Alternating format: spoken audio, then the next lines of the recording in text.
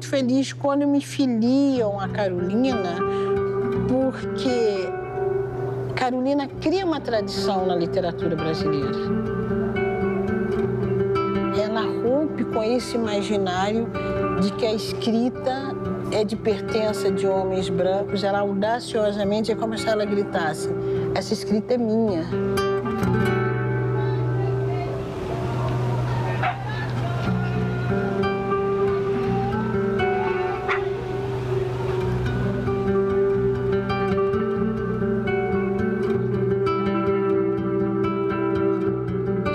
Conceição Evaristo, mineira, professora aposentada e escritora.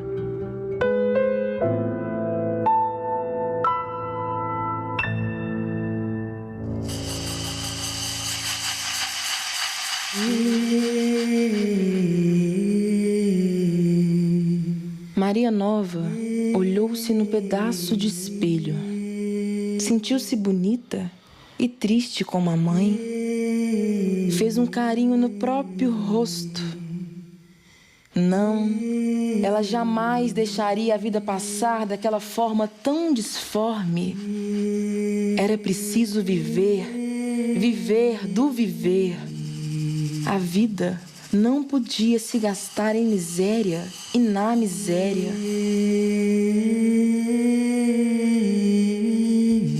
Pensou, buscou lá dentro de si o que poderia fazer.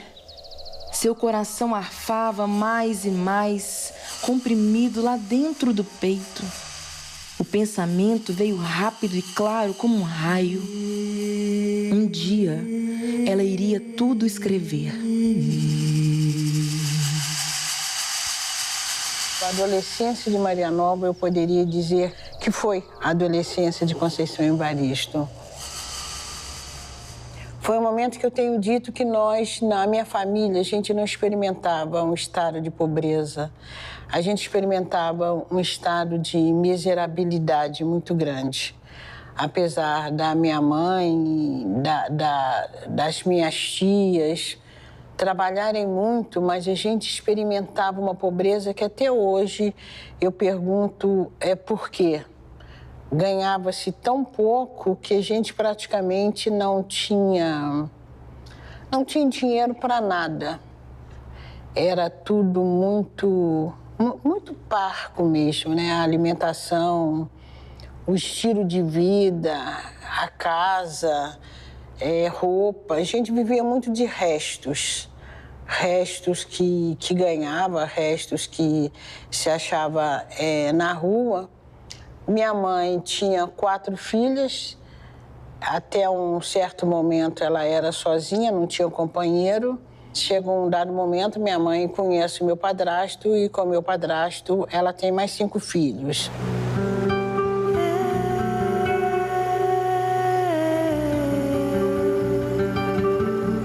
Vi só lágrimas e lágrimas. Entretanto, ela sorria feliz.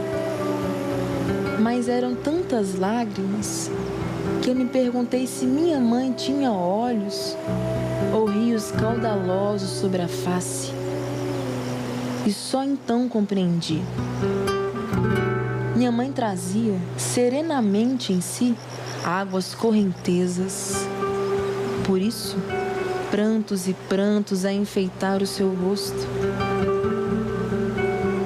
A cor dos olhos de minha mãe era a cor de olhos d'água, águas de mamãe Oxum, rios calmos, mas profundos e enganosos para quem contempla a vida apenas pela superfície. Sim, águas de mamãe Oxum. A minha mãe era uma mulher, se a gente pensa numa educação letrada, ela não tinha, mas era uma mulher que assentava conosco, com as 4 meninas, fazia bonecas de pano para a gente. O mais interessante ainda é que ela ia criando essas bonecas e criando histórias. Essa competência minha de ficcionalizar é uma competência que eu adquiro dentro de casa, num gesto muito natural da minha mãe, de contar histórias, e contava histórias. Então, essa experiência, ou essa vivência da afetividade, isso, de certa forma, compensou profundamente essa carência material que eu vivi.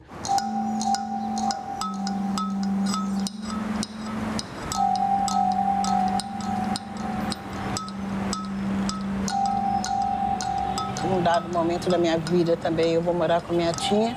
Eu tinha 7 anos, mas eram casas muito próximas. A minha tia também como pobre, mas tinha uma condição de vida um pouco melhor, porque meu tio, casado com ela, era pedreiro e eles não tinham filhos. O que foi também fundamental para eu ter a oportunidade de estudar.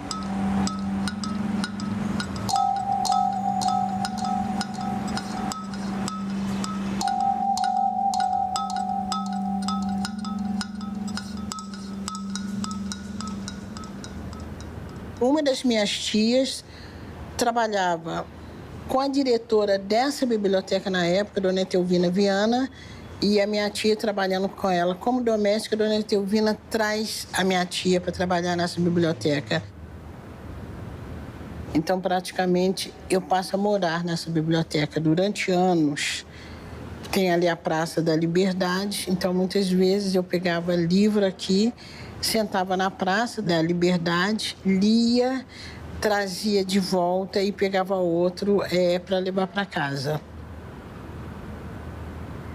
Foi fundamental na minha vida. Talvez se eu não tivesse tido também essa oportunidade de ganhar essa biblioteca, de tornar essa biblioteca minha, talvez eu não tivesse respondido com a escrita, né, da maneira que eu respondo.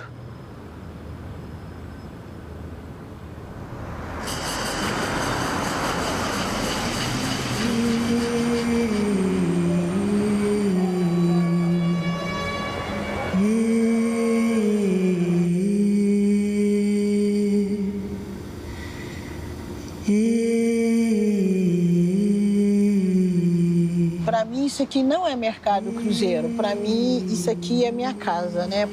É uma parte importante da minha vida. Cada pessoa que pise aqui, pise com cuidado, porque pode estar pisando no meu umbigo. Meu umbigo está literalmente enterrado aqui. A minha mãe tinha uma prática, que é uma prática das culturas africanas. Quando o umbigo da criança nasce, se enterra o umbigo da criança. Becos da Memória, que é um livro que eu escrevo a partir de minhas memórias, a partir de vivências que eu tive aqui, eu afirmo que nada que está escrito é mentira e nada que está escrito é verdade, porque são ficções da memória.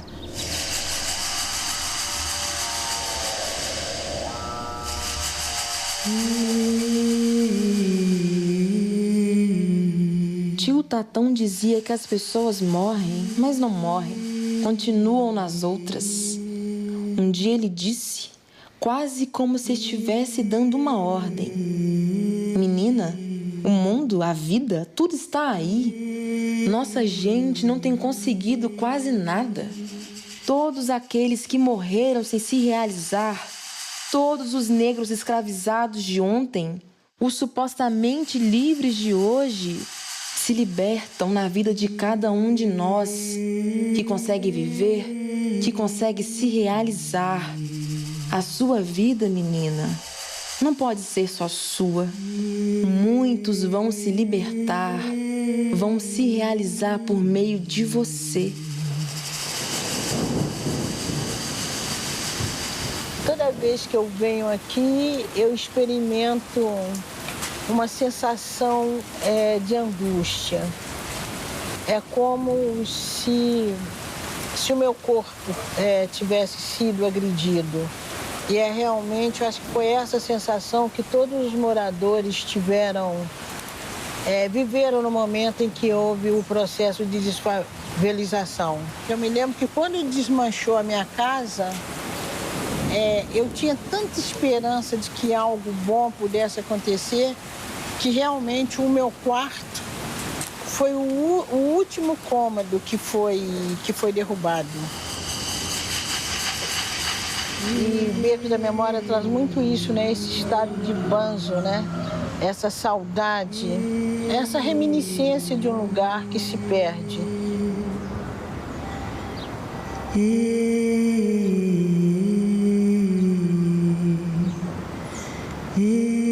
Todos sabiam que a favela não era o paraíso, mas ninguém queria sair. Ali perto estava o trabalho, a sobrevivência de todos. O que faríamos em lugares tão distantes, para onde estávamos sendo obrigados a ir?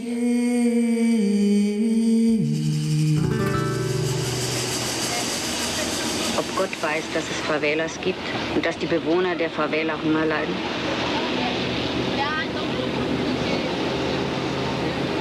Wenn ich in der Stadt bin, glaube ich, in einem Salon zu sein, mit seinen Kristalllüstern und seinen Samtteppichen.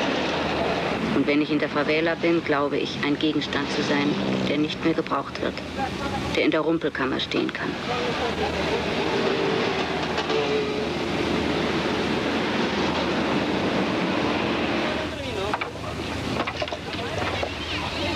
Descubro Carolina nos anos 60 ainda, 65, 66, finais dos anos 60, em movimento de igreja, no momento que a Igreja Católica se coloca como uma igreja dos pobres, como uma igreja comprometida com os pobres, e esse livro de Carolina chega a um movimento de igreja que eu fazia parte, Joque Juventude Operária Católica, e eu descubro o quarto de despejo de Carolina. Minha família lê, minha tia, minha mãe, meus irmãos, e nós lemos, então, o quarto de despejo de Carolina Maria de Jesus, experimentando aquele mesmo lugar do quarto.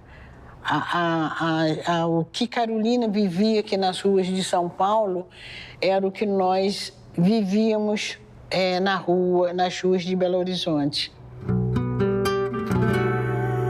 E Carolina traz para esse diário de despejo a vivência dela enquanto mulher pobre, enquanto mulher negra, enquanto mãe solteira, enquanto catadora de papel. E mais do que isso, a Carolina traz para o livro dela esse desejo, esse quase desespero mesmo de se apropriar da escrita.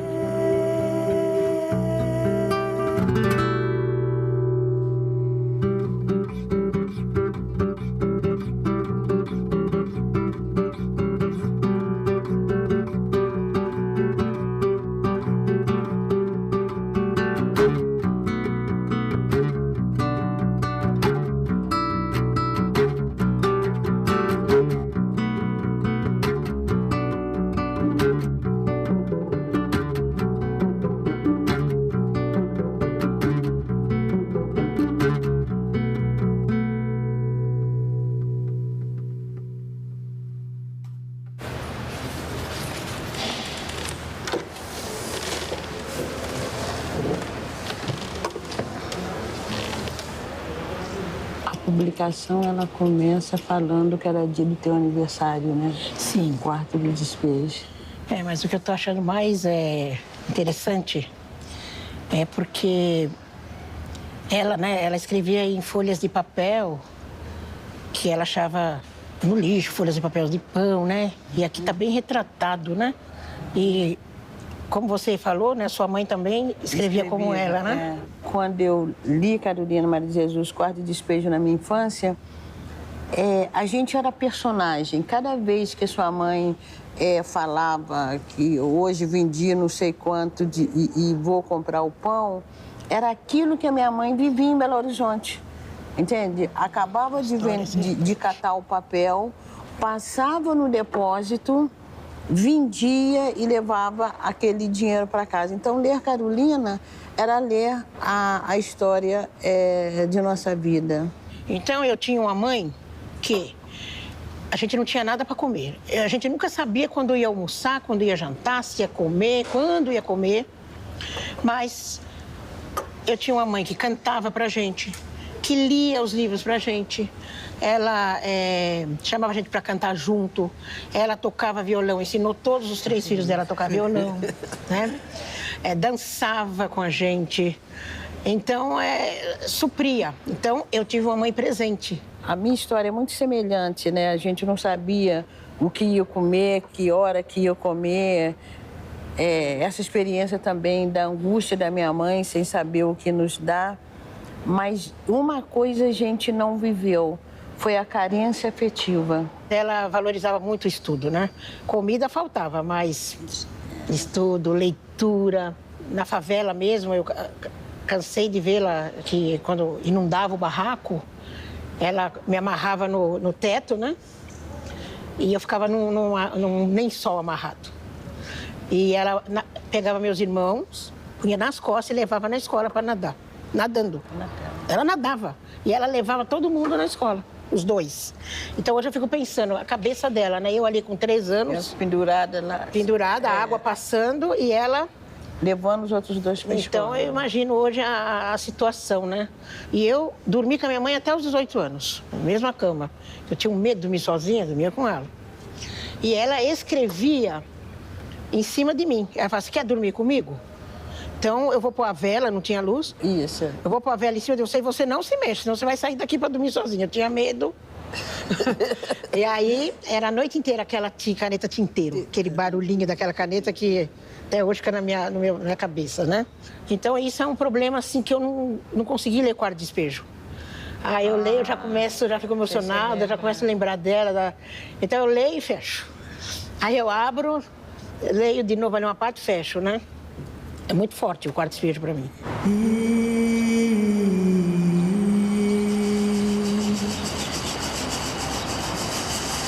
Chegou um caminhão aqui na favela.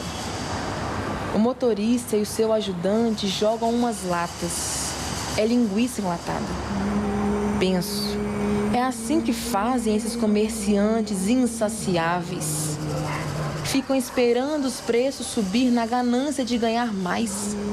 E quando apodrece, jogam fora para os corvos e os infelizes favelados.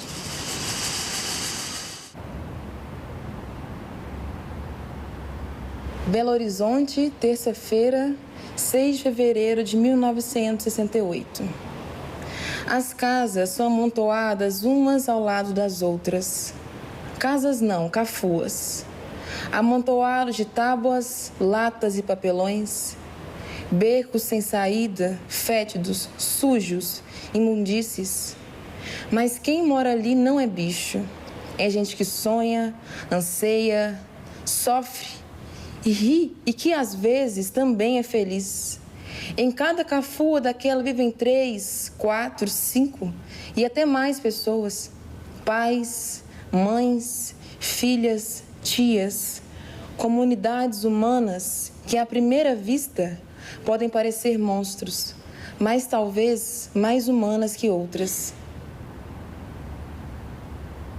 Um artigo que eu escrevi e que foi publicado em 68, logo depois que eu li o Quarto de Despejo. Quem lê aquele parágrafo e lê Carolina Maria de Jesus percebe a influência do texto do Quarto de Despejo na minha escrita. Esse artigo foi escrito por uma jovem operária que vive na favela e que tem conseguido estudar, mantendo-se pelo trabalho de doméstica. O que vemos nesse trabalho podemos observar que é fruto de uma convivência autêntica no meio pobre e de uma educação vital que o movimento Juventude Operária Católica tem proporcionado a essa jovem Maria da Conceição Evaristo. A maioria do tempo que eu estudei foi à noite, para poder sempre conjugar trabalho com estudo. Então, por exemplo, quando eu fiz o curso normal, eu trabalhava na casa de um casal de manhã.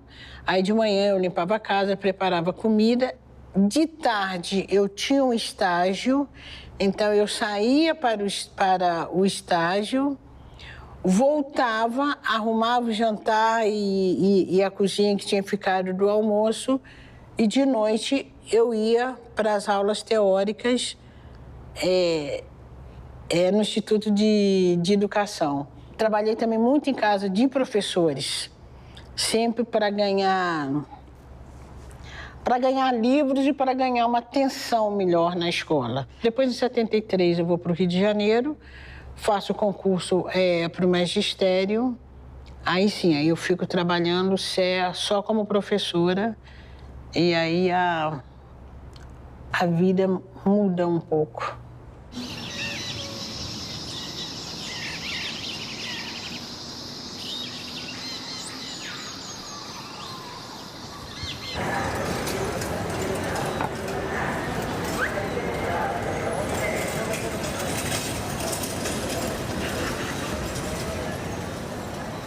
Nessa minha fase de vida, a escrita pede uma pressa, porque eu quero escrever muita coisa. Eu quero deixar mesmo muita coisa. O tempo todo eu fico matutando, né? Um termo bem mineiro, eu fico pensando, eu fico prestando atenção nas coisas, nos fatos, nas pessoas, na ambiência. Esse processo de escrita, de elaboração do texto, ele se dá sempre ligado ao cotidiano. É uma escrita que é muito misturada à vida mesmo. Eu, particularmente, eu acho que a escrita é isso.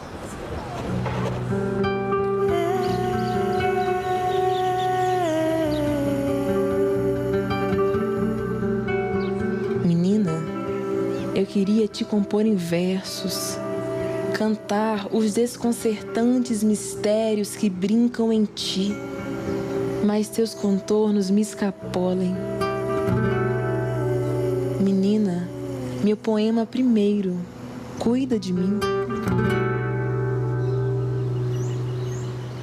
Primeiro semestre de 81, eu me formaria no curso de Português e Literatura. E aí a minha filha nasce, a Ainá, que foi uma filha programada, mas ela nasce com questões seríssimas de saúde, né? Como a síndrome genética.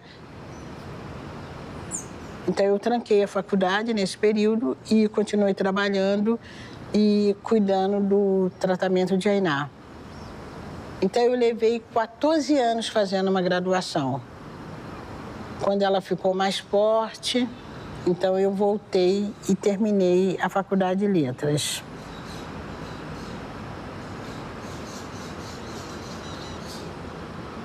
Em 90, eu vou para o mestrado.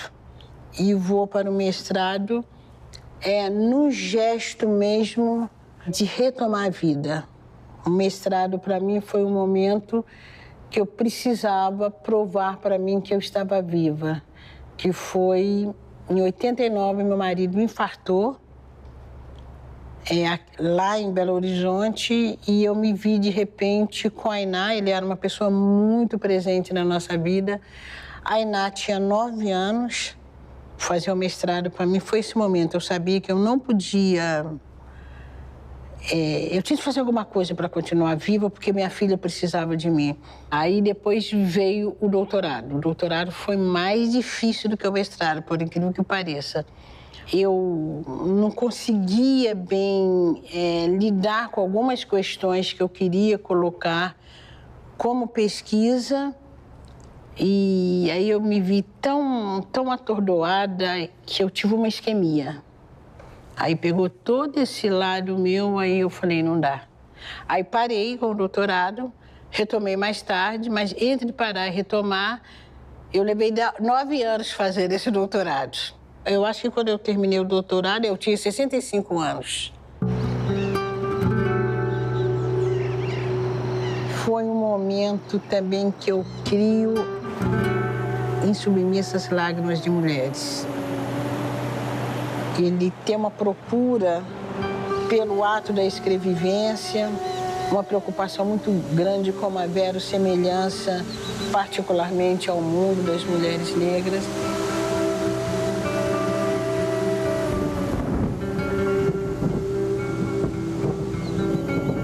Entre o acontecimento e a narração do fato, alguma coisa se perde e por isso se acrescenta.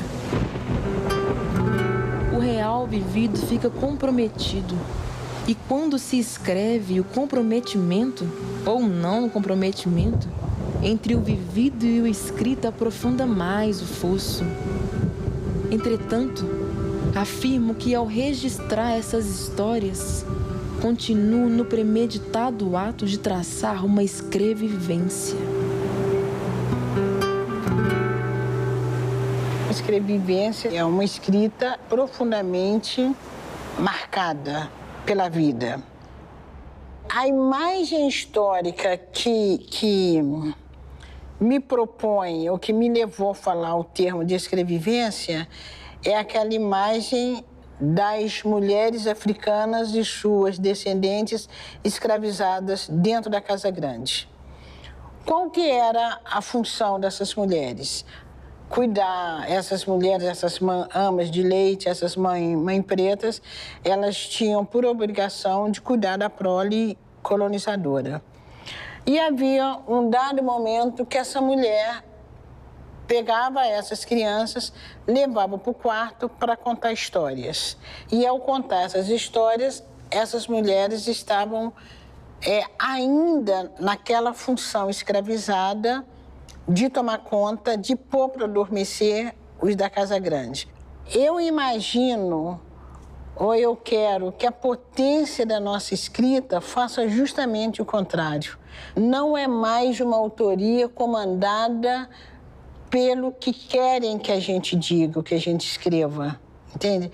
É um gesto de liberdade, é um gesto de confrontação. Então, a escrevivência, né, essa autoria das mulheres negras, essa escrita da vida das mulheres negras, essa escrita das nossas experiências que vazam, né, no nosso texto criativo, que vazam na nossa literatura, não é para adormecer os da Casa Grande, e sim para acordá-los. Não é só uma história individual, não é só uma ficção do eu. A escrevivência, ela é também pensada como uma ficção do nós, uma ficção do coletivo.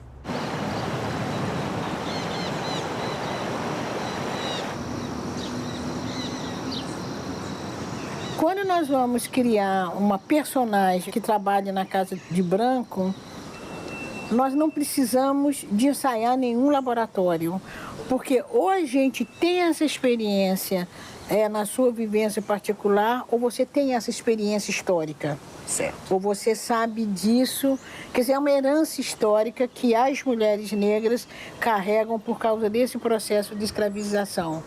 E eu gosto muito quando você fala, quando nós criamos uma doméstica, uma personagem que é doméstica, é como se a gente, se essa autoria se colocasse dentro do quarto da doméstica e de lá de dentro ela olhasse, ela contemplasse, inclusive, a patroa lá fora. É só eu atentar para todas as histórias, todas as vozes que você fala isso, que nos habitam.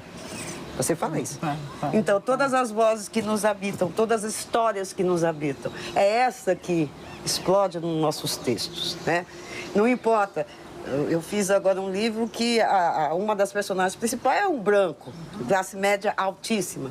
Aí, assim, só que o que explode nessa personagem branca é os olhares, aí usando os seus poemas da minha avó, da minha bisavó, os olhares da minha filha sobre isso, entendeu? O que a gente está dizendo é o lugar social da onde esse texto nasce. Não me interessa muito saber se uma outra escritora descreve poeticamente ou literariamente essa cena melhor ou pior ou mais bonita. O que me interessa afirmar é de que lugar social essa escrita nasce.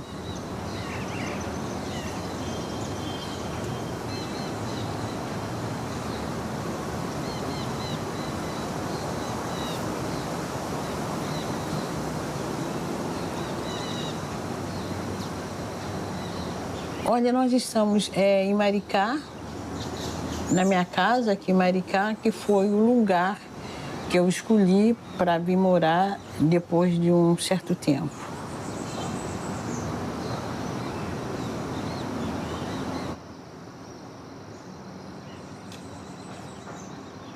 Há 40 anos de Rio de Janeiro, 40 e poucos anos de Rio de Janeiro, eu morei em mais de 20 residências. Então, vim para Maricá, eu vim para uma festa, dormi, e quando eu acordei de manhã nos fundos e vi a lagoa, eu falei, eu quero morar aqui. E aqui eu realizei também um grande desejo, que era ter um espaço que eu pudesse chamar de biblioteca. Então, foi a casa onde tem um espaço que eu pudesse trabalhar e ter meus livros, né? Num local assim bastante amplo. Então, Maricá é isso.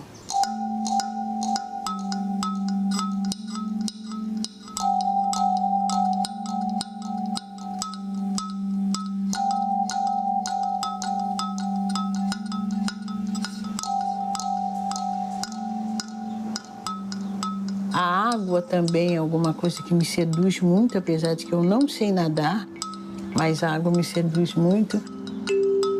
Aqui, dependendo se o mar está muito forte, daqui eu escuto a movimentação, né, o barulho, né?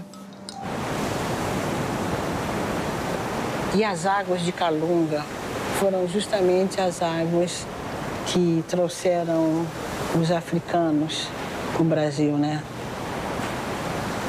Nós estamos falando desse mar que dispersa, né, o sujeito africano. Mas esse mar é um mar também que o tempo todo a gente rememora, que a gente olha, né?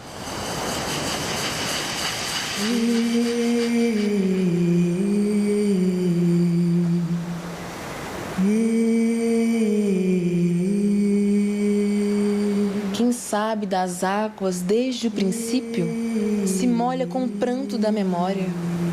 Não me esqueço. O meu corpo ontem, anteriormente afogado, hoje boia em deriva. Sei das tormentas passadas, mesmo estando em outros tempos. Da braveza das águas já experimentei. Calunga que o diga.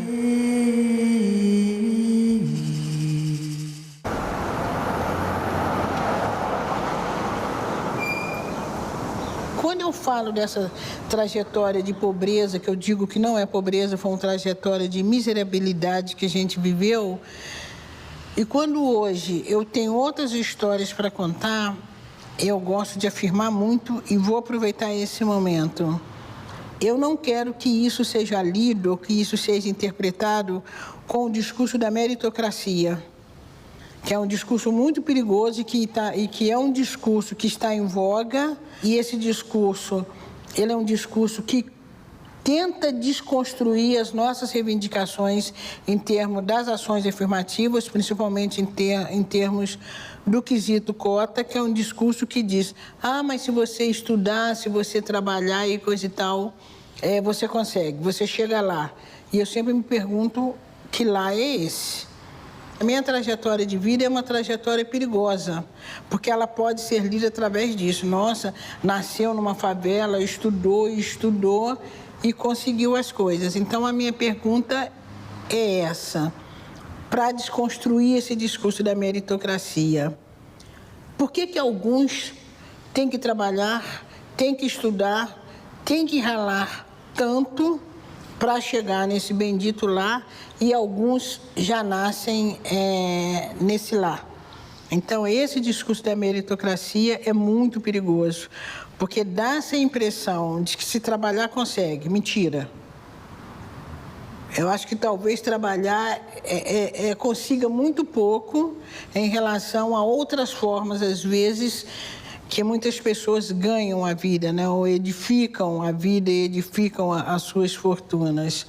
Esse papel ou esse lugar que eu estou tendo agora é um lugar também que precisa dessa reflexão, porque senão corre o risco de se eleger uma, dar visibilidade para uma e fica solucionado o problema, entende? Exemplifica que o racismo no Brasil não é tão cruel assim. Nem é cruel, porque tem-se também uma escritora negra, tem um juiz negro, né?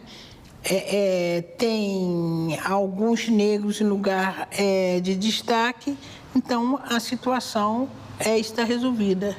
Isso pode ser bala para enganar a criança, mas para grupos negros que já estão bastante conscientes, a gente sabe desses riscos.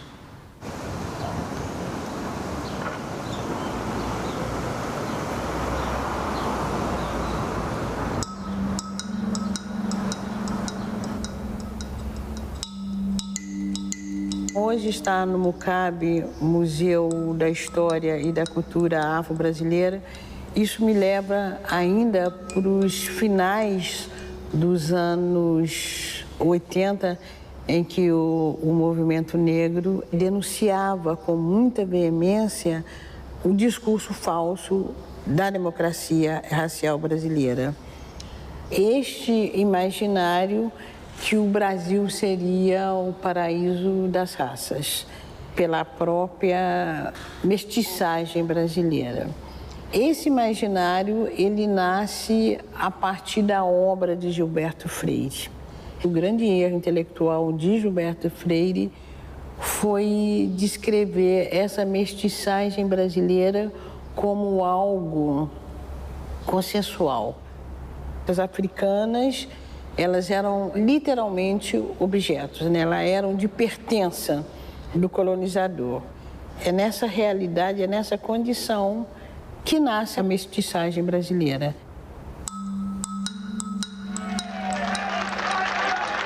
Chamamos agora o nosso irmão Abdias Nascimento. Dizem que aqui não tem racismo, porque aqui não se toca fogo e gasolina nos negros ou pendura os negros pela garganta nas árvores dos passeios públicos. É essa a noção de racismo que essa classe dominante quer nos impingir. Mas o racismo não é só isso. Essa é uma face até secundária do racismo. O racismo que realmente destrói a vitalidade de um povo. O racismo que realmente usurpa os direitos de um povo. É esse que atua no Brasil. É esse racismo mascarado. É esse racismo sutil. É esse racismo que não dá direito à vítima à sua própria autodefesa. Mas nós não estamos mais para ser enganados por falsos slogans de democracia racial. Um país de maioria negra como o nosso é escandaloso, é intolerável que o negro só seja participante nas mais humildes e mal pagas situações de trabalho neste país. É impossível admitir que um Brasil construído pelo braço, pelo sangue, pelo esforço do negro, não tenhamos ministros de Estado negros. E onde estão, por exemplo, os generais de 4 estrelas da raça negra? Onde estão os almirantes negros? Onde estão os juízes do Supremo Tribunal Federal da raça negra? Quantos médicos negros você conhece? Onde estão os negros? Onde moram os pobres nas grandes cidades?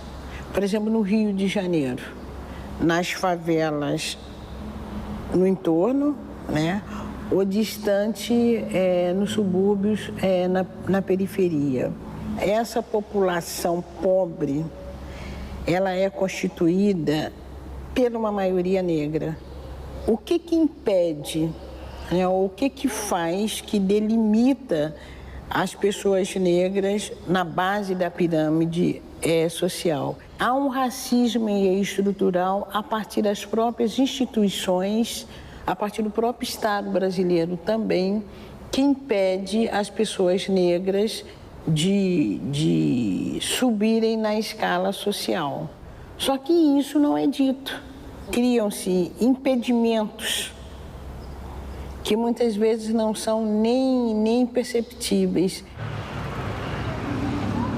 Quando o Estado cuida de determinadas regiões, cuida em termos de segurança e descuida de outras, é porque esses habitantes daqui não, segundo o Estado brasileiro, não merecem o cuidado.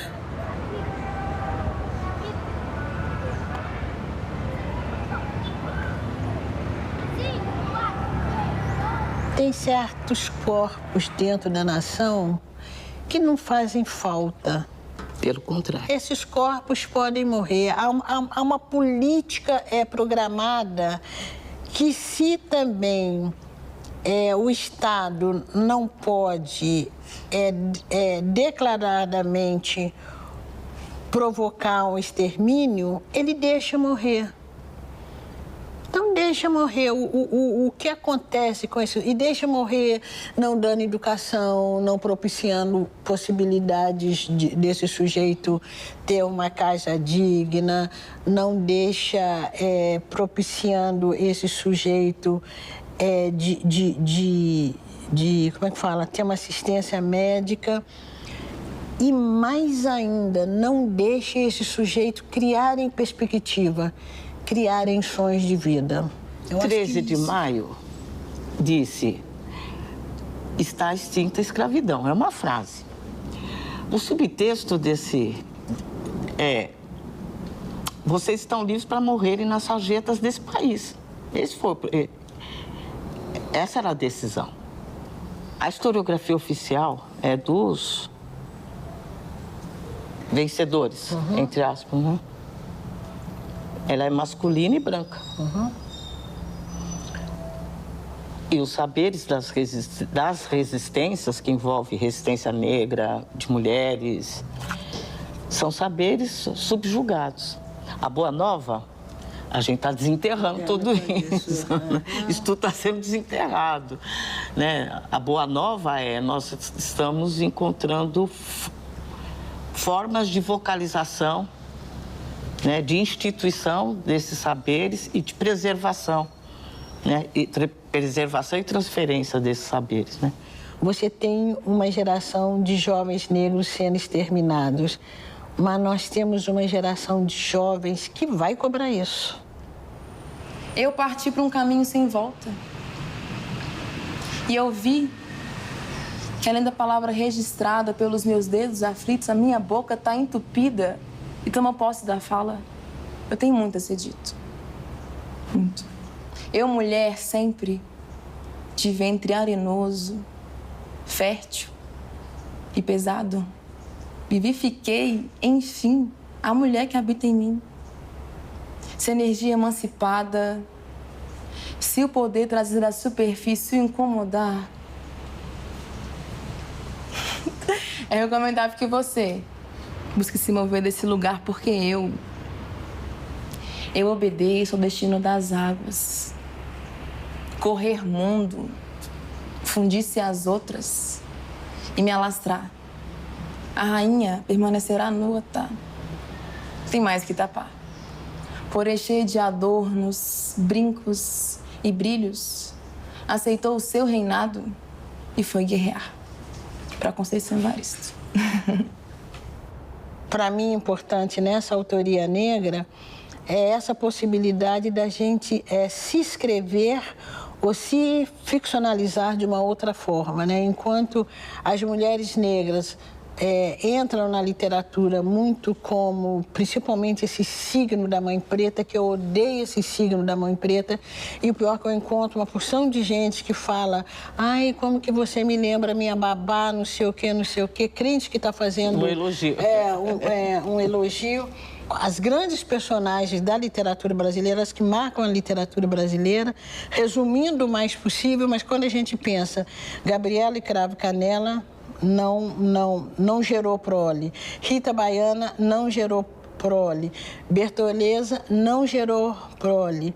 Então, eu fico perguntando, quando a literatura brasileira é incapaz de nos ficcionalizar como corpos fecundantes e não somente como corpos assexuados, e quando eu falo de fecundação, eu não estou falando só de uma fecundação física, né? Sim. Eu estou pensando das mães de candomblé, eu estou pensando das rainhas de Congada, eu estou pensando nas tias da comunidade, né?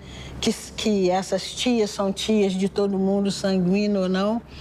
Então, essa literatura que esteriliza essa personagem negra, não é essa literatura que a gente compõe, né? A gente compõe um outro texto literário, um outro discurso literário, muito também fundamentado na memória. Porque, na verdade, nós não temos nem essa memória. Você não sabe exatamente de que região do continente africano sua família poderia ter vindo. Então, o lugar da gente de criação desses antepassados é ficcionalizando, é a literatura.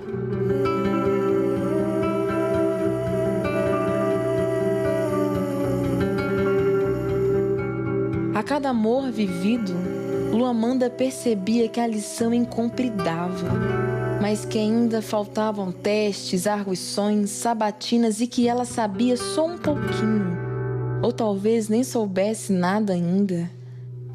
Havia os filhos, 3 mulheres e 2 homens, todos eles já inaugurados no mistério maior da vida. A mais nova estava redonda da cabeça aos pés, guardando e aguardando a velha e nova espécie humana, desafiadora do tempo. Estava em vésperas de parir. Luamanda, avó, mãe, amiga, companheira, amante, alma menina no tempo. Quando eu li Olhos d'Água, quando eu fui ler Luamanda, eu parei assim. Falei, nossa, eu sou a Luamanda. Eu pensei que eu fosse ela. E eu fiquei parada nesse conto durante um tempo. E aí, a partir disso, eu entendi que eu podia, sim, ser a autora e autoridade da palavra. Eu posso ser a personagem, eu posso me confundir na história dela com a minha, com a outra, com a sua, entre gerações. Então, eu acho que estar aqui é como se a minha ancestral me convocasse a não desistir, entende? Do poder da palavra que a gente tem no mundo enquanto mulher preta, entre gerações diferentes, né? Estar com pessoas mais jovens, principalmente mulheres negras, isso me dá uma certeza de que a vida e de que a escrita vale a pena. Eu saber que eu estou escrevendo, mas que essa escrita, ela não termina em mim, ela não inicia comigo, ela nem termina em mim, porque outras pessoas estão também se apropriando com a mesma veemência dessa palavra escrita e dando continuidade. Isso, para mim, certifica de que a vida vale a pena. Porque ao meu tempo de 73 anos, ele é conservado através de vocês. É esse tempo, é o que eu tenho para oferecer para vocês, a minha criação. É muito alentador saber que vocês perduram nesse tempo, assim como eu estou perdurando a voz de outras mulheres mais velhas, né? Assim como eu perduro a voz da minha mãe, uma mulher que está aí aos 97 anos, uma mulher que também, a partir do momento que ela leu Carolina, minha mãe também escreveu um diário, né? Escreveu a partir da competência dela, né? A partir de uma competência que Carolina Maria de Jesus nos ensinou, porque eu acho que para mim, das escritoras, a mais corajosa foi Carolina Maria de Jesus. Ela se afirmava como escritora. Ela sabia que ela tinha esse direito. A minha trajetória, o meu tempo, não é um tempo que eu inauguro, é um tempo que eu dou continuidade.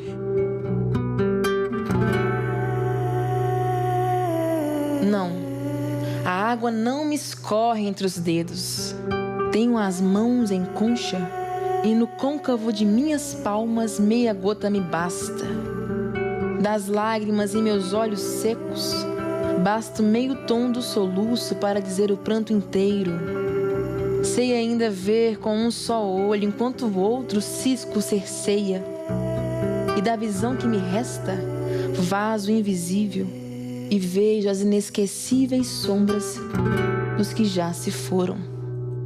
Na língua cortada, digo tudo, amasso o silêncio, e no farfalhar do meio som, solto o grito do grito do grito e encontro a fala anterior, aquela que, emudecida, conservou a voz e os sentidos nos labirintos da lembrança.